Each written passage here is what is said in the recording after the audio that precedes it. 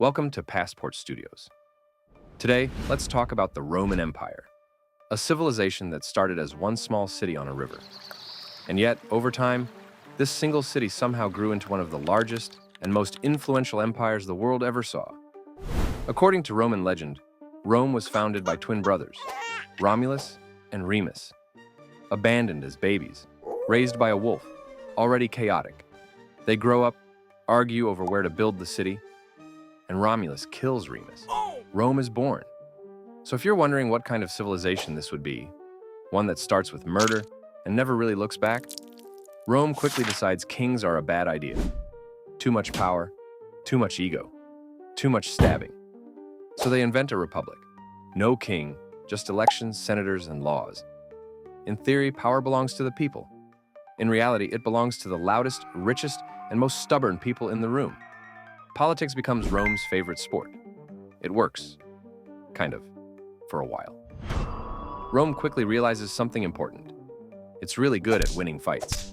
So it expands, aggressively, cities fall, regions follow, coastlines disappear. And everywhere Rome goes, it does the same thing. Builds roads, builds forts, enforces Roman law, collects taxes, and says, "Congrats, you're Roman now." Rome doesn't just conquer territory, it reorganizes it. Rome's secret weapon isn't luck, it's the legion. Trained, organized, disciplined. Every soldier knows where to stand, when to move, and who to protect. Rome doesn't win because its soldiers are stronger. It wins because they fight together. Oh my God! Discipline versus chaos. Discipline wins. Then one man rises above the rest. Julius Caesar, general, politician, rule breaker. Ordered to stop, he reaches the Rubicon. Cross it, civil war. Turn back, lose everything. He crosses. In that moment, the old rules stop mattering.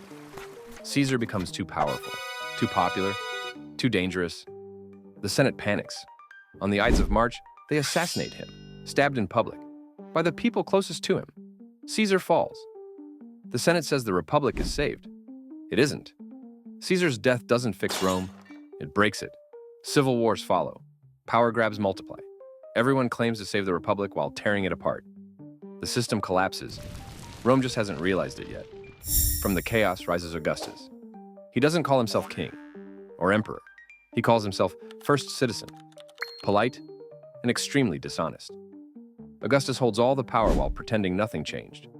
Rome is now ruled by emperors, whether it admits it or not. Under Augustus, Rome enters the Pax Romana, 2 centuries of relative peace. Trade expands, cities grow. Roads connect continents, aqueducts flow. Law spreads across Europe. Rome is at its peak, richest, strongest, and convinced it will last forever.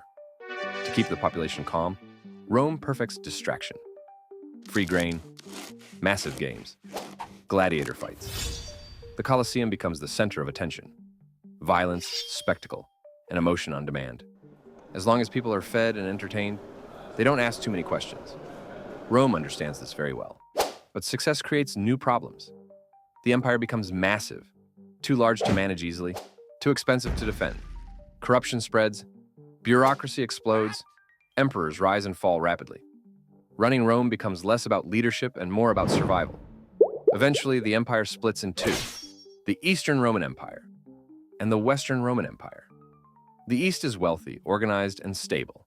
The West is overstretched, underfunded, and vulnerable. In 476 AD, the Western Roman Empire collapses.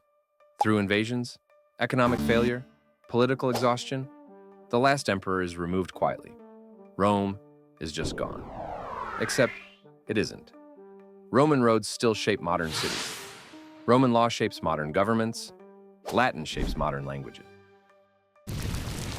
From huts to highways, from senators to emperors, from one city to an entire civilization, Rome still lives around us. Like, share, subscribe.